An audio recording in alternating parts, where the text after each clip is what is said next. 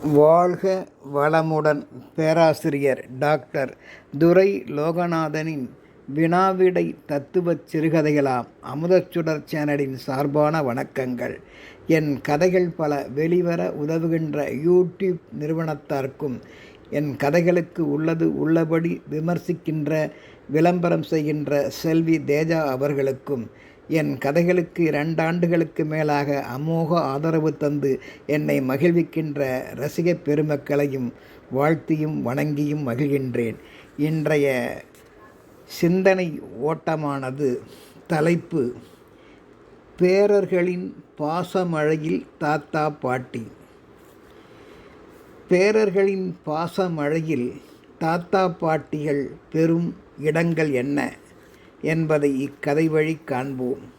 முதுமை என்பது வயதின் சுமை இல்லை, அன்புக்காக அரவணைப்புக்காக ஏங்கிடும் பருவமே. தனிமை வாழ்வையும் நமது முதுமையையும் மறக்கச் செய்வது. கள்ளம் கபடமற்ற தெய்வத்திற்கு சமமான அந்த பேரப்பிள்ளைகளே என்பதை அறிய வேண்டும். அவர்கள் நம் அல்லது அவர்கள் சிறுகையை பிடித்து நாம் நடக்கையிலும் சரி, தனது பிஞ்சு விரல்களால் அவர்கள் நம்மை தழுவுகின்ற போதும் சரி, ஒரு பவட புன்னகை செய்கின்ற போதும் சரி, மழலை ததும்புகின்ற தாத்தா பாட்டி என்று அவர்கள் அழைக்கின்ற, அம்மாயி அம்மம்மா ஆச்சி என்று அவர்கள் அழைக்கின்ற அமுத மொழிகளில் நாம் மெய்மறந்து போவோம். நமது வாழ்நாள் ஏக்கத்தையும் அந்த கொஞ்சு மொழிகள் பிஞ்சுகளின் பார்வையால் அந்த ஏக்கமே நமக்கு போய்விடும் என்கின்ற கருத்தே இக்கதையோட்ட சிந்தனைகள். நெஞ்சை வருடுகின்ற அந்த கதையை காண்போம். ஓய்வு பெற்ற ஒரு கருவூல அதிகாரி வெங்கடேசன் என்பவர் எந்தவித குழந்தை செல்வங்களும் கிடைக்காமல் விதியின் கொடுமையால் தனது மனைவியையும் குறுகிய காலத்தில் இழந்து தனிமை என்கின்ற விரக்தியில் வாழ்ந்தார். மனைவியின் மீதுள்ள பாசத்தால் இன்றளவும் அவர் முதுமை ஏற்படுகின்ற அளவும் மறுமணம் செய்து கொள்ள விழையவில்லை. அரசு கருவூலமே அவருக்கு கதியாயிற்று. அதிலும் ஓய்வு வந்ததால் அகவைக்கு தற்போது பணிச்சுகமும் அவருக்கு கிட்டவில்லை. யாவையும் சூன்யம் போல் ஆயிற்று அவரது வாழ்க்கை. நல்ல வேளை அவர் செய்த தர்மம். பிள்ளை செல்வங்கள் நிறைந்த எதிர்வீட்டு பக்கத்து வீட்டுக்காரர்கள் துணை கிடைத்தது. அந்த எதிர்வீட்டு குழந்தை சாமியும் திருமதி அலங்காரி என்ற அம்மையாரும் இந்த முதியவரின் பழக்க வழக்கங்கள் போய் வர கிடைத்தது. அந்த அதிகாரி வெங்கடேசன் செய்த புண்ணியமே மன ஆறுதலுக்காக. தற்போது குழந்தை சாமியும் திருமதி அலங்காரியும் பிள்ளைகள் மற்றும் பேரப்பிள்ளைகளை பிரிந்து தனியாகத்தான் வாழ்கின்றார்கள். தற்போது இவர்களது தற்போதைய நிலையும் கருவூல அதிகாரி வெங்கடேசன் நிலையும் பார்வைக்கு உன் கதைதான் என் கதையும் தோழி என்ற பாடலுக்கு ஏற்றவாறு அமைந்திருந்தது. தனிமை மற்றும் முதுமை விரக்தி அவர்களை வாட்டி எடுத்தது. வெங்கடேசன் பேசினார். முன்பு எல்லாம் உங்கள் பிள்ளைகள் வழியான பேரக்குழந்தைகளுடன் நீங்கள் கொஞ்சி மகிழ்கின்ற அந்த காட்சி எனக்கு தனிமைக்கு விருந்தாக இருந்தது. உங்கள் பேரக்குழந்தைகளை என் பேரக்குழந்தைகளாக நினைத்தே நானும் அவர்களுடன் முன்பும் கொஞ்சி குழாவி இருக்கின்றேன். அவர்கள் என் கண்ணுக்கு உள்ளாகவே இருக்கிறார்கள். உங்கள் வீட்டில் அவர்கள் தத்தி தாவி ஓடி பிடித்து விளையாடும் அந்த அழகே தனியாக இருக்கும். தாங்களும் ரசிப்பதை பார்த்திருக்கின்றேன். என்னையும் அவர்கள் தங்கள் கொஞ்சும் மழலையால் தாத்தா தாத்தா என்று அழைத்தது, தத்தித்தாவி ஓடி வந்து அணைத்து கொண்டது எல்லாமே சொர்க்கமே என் கையில் வந்தது போல் உங்களுக்கும் சரி எனக்கும் இருந்தது.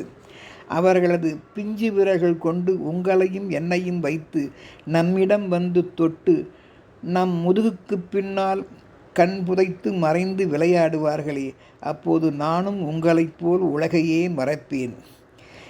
நாம் வயதையும் மறந்து குழந்தைகளானோம். அப்படி யாவும் இருந்தும் தற்போது உங்கள் நிலைமையையும் பார்க்கும்பொழுது பகல் வேளையில் கூட இந்த வீடு எனக்கும் இருட்டாகத்தான் வெறிச்சோடி காணப்படுகின்றது என்று அந்த ஞாபகத்தை தூண்டிவிட்டார். தூண்டல் துலங்கல் ஆனது. ஞாபகம் வருதே என்பது போல் சொல்லி காட்டினார் வெங்கடேசன். வீட்டு தம்பதியினருக்கு அவர் சொல்லி காட்டியதால் பாசத்தவிப்பு அதிகமாயிற்று. பாசத்தால் ஏங்கித் தவிக்கும் அவர்களுக்கு வெங்கடேசனின் தூண்டல்கள் ஆனந்த கண்ணீரை, சோகத்தை அவர்களுக்கு மீண்டும் வரவழைத்ததைக் கண்ட வெங்கடேசன் தானும் கண்ணீர் மழையில் மூழ்கினார். வெங்கடேசா, பேரப்பிள்ளைகள் முன்பு ஒரு முறை எங்களை பார்க்க வந்தபோது இடையில் அப்போது நீ ஊரில் இல்லை. இருந்திருந்தால் பார்த்திருக்கலாம். என்ன செய்வாய்? அலுவல் பணியாய் வெளியூர் சென்று இருந்ததாய் நீ அப்பொழுது வந்தவர்கள் உன்னையும் தேடினார்கள் அப்பா. எனக்கும் வருத்தமாக இருந்தது. எனது பேரப்பிள்ளைகள் தங்கள் மழை பேச்சு அன்பால் தாத்தா எங்களுக்கு பாடம் சொல்லி தாருங்கள் என்றனர். பாட்டியிடம் பாட்டி கதை சொல்லுங்கள், பாட்டி எங்களுக்கு சில பாடம் சொல்லுங்கள் என்றனர். தாத்தா நீங்களும் பாட்டியும் சாப்பிட வாருங்கள் என்று பிஞ்சு விரல்கள் தொட்டு அழைத்தனர். இரவு நேரங்களில் எங்களுடனே படுத்தும் செல்லமாக எங்களை உதைத்தும் அடித்தும் சிறு சிறு குறும்புகள் செய்தும் குசும்பா என்ற பாடலை நினைவுக்கு வரவழைக்கின்ற அளவுக்கு அவர்கள் எங்களிடம் பழகினார்கள்.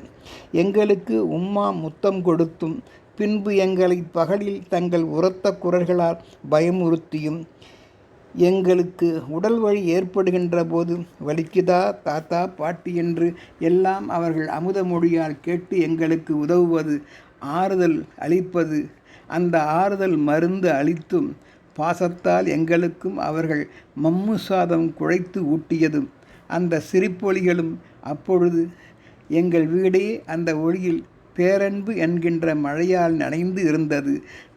சரி, அழாதீர்கள், அழாமல் சொல்லுங்கள் ஐயா. சொல்கிறேன் கேள். தற்போது நீ சொல்வது போல் பகலிலும் வீடே இருட்டாக தெரிகிறதப்பா.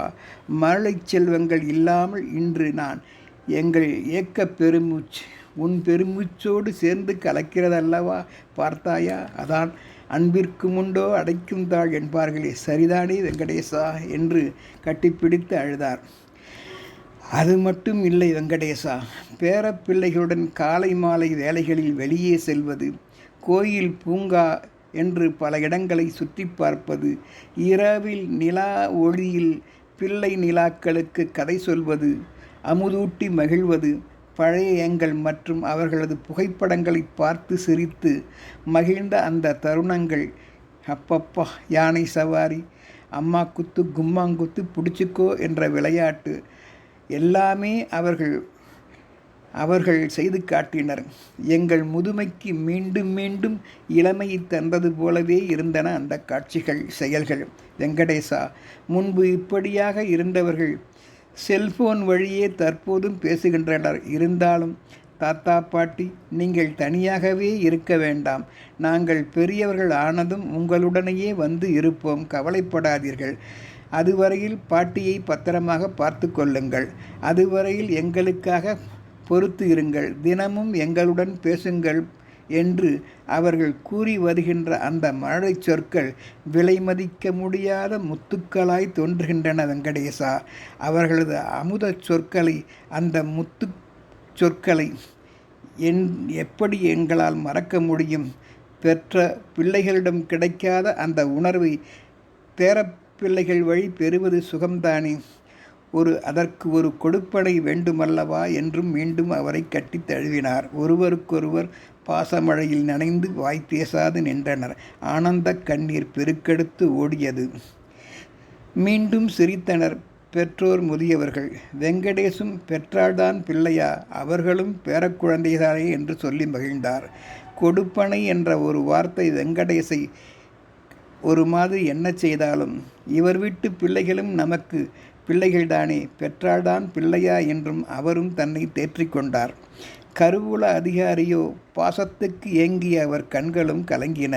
பின்பு நினைத்தார், இந்த முதியவர்கள் கண்ணீர் என்பது துயரக் கண்ணீர் கிடையாது, அது ஆனந்த கண்ணீரே என்று நினைத்ததுடன் வெங்கடேசன் அந்த முதியவர்களுக்கு விளக்கினார். பாசம் தொண்டையை அடைக்க வாய் பேச முடியாமல் தளர்ந்த குரலில் பேசினார். ஐயா, நாம் பெற்ற பிள்ளைகள் நம் வாழ்க்கையை அமைக்கின்றார்கள் என்று கூட எண்ணலாம்.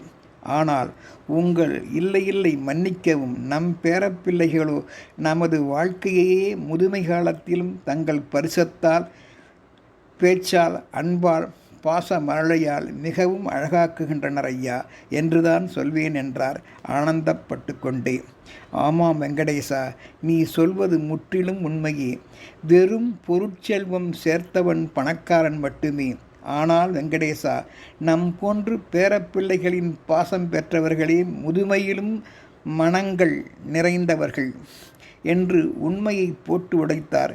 எதற்கும் ஒரு கொடுப்பனை வேண்டும் வெங்கடேசரே என்றதும் பெற்றால்தான் பிள்ளையா என்று மனதை அமைதிப்படுத்தினார் மீண்டும் தன்னைத்தானே வெங்கடேசர். வெங்கடேசரே ஐயா, பெற்றோர்களே, எவருக்கும் உங்களை பார்க்கும்போது ஒன்று சொல்கின்றேன். வெங்கடேசர் கூறினார். முதுமையின் மருந்து மாத்திரைகள் மட்டுமே கிடையாது ஐயா. என்ன சொல்கிறீர்கள்? முதுமையின் மருந்து மாத்திரைகள் மட்டுமே கிடையாது ஐயா. பேரப்பிள்ளைகளின் வீடு நிறைந்த மழலைச் சிரிப்பும் அந்த மருந்தே மறு உந்து. முதுமையால் நாம் படுகின்ற துன்பங்களை, முதுமையை மறந்திட என்பதை எவரும் உணர வேண்டும். மறுபடியும் சொல்லப்பா, எவருக்கும் உங்களை பார்க்கும்போது ஒன்று சொல்கின்றேன். முதுமையின் மருந்து மாத்திரைகள் மட்டுமே கிடையாது ஐயா. பேரப்பிள்ளைகளின் வீடு நிறைந்த மழலைச் சிரிப்பும் அந்த மருந்தேதான். அந்த மருந்துதான் நம் முதுமையை போக்க மறு உந்தாக இருக்கிறது என்பதைத்தான் சொல்கின்றேன். எவரும் அதை உணர வேண்டுமென்று வெளிப்படையாகவே எடுத்து கூறியது சரிதானே? சரி என்றார். இவர்களின் உரையாடல்கள் வழியே நாம் அறிய வேண்டிய பொன்மொழிகள் ஏராளம். நம் வயது உடலை தளர்த்தலாம். பேரப்பிள்ளைகளின் பாசங்களோ மனதை என்றும் தளரவிடாது. மருத்துவமனை தரும் மருந்து உடலை குணமாக்கும். பேரப்பிள்ளைகள் தரும் பேரன்பு மறு உந்துதலால், பாசமழையால் நம் உயிரையே மீண்டும் மீண்டும் மலரச் செய்யும். தாத்தா, பாட்டி என்று அழைக்கும் அந்த அமுத மொழிகளாம் பாசமழையில் 1000 ஆறுதல்கள் அடங்கி உள்ளனவே. புரிகிறதா? எனவே குறையொன்றும் இல்லை பேரப்பிள்ளைகளுடன் கடைசி காலத்தில் வாழும் முதுமையாளர்களுக்கு. பாச பெருமழையில் நம் முதுமையை புத்துணர்ச்சி கொள்ள வைப்பார்கள் நம் பேரப்பிள்ளைகளை. மறவாதீர். அந்த பாசமழையில் நனைவதே, பேரர்களின் பாசமழையில் நனைவதே நாம் பெற்ற பெரும்பேறு. எண்ணி வாழ்வோம். வாழ்க வளமுடன்.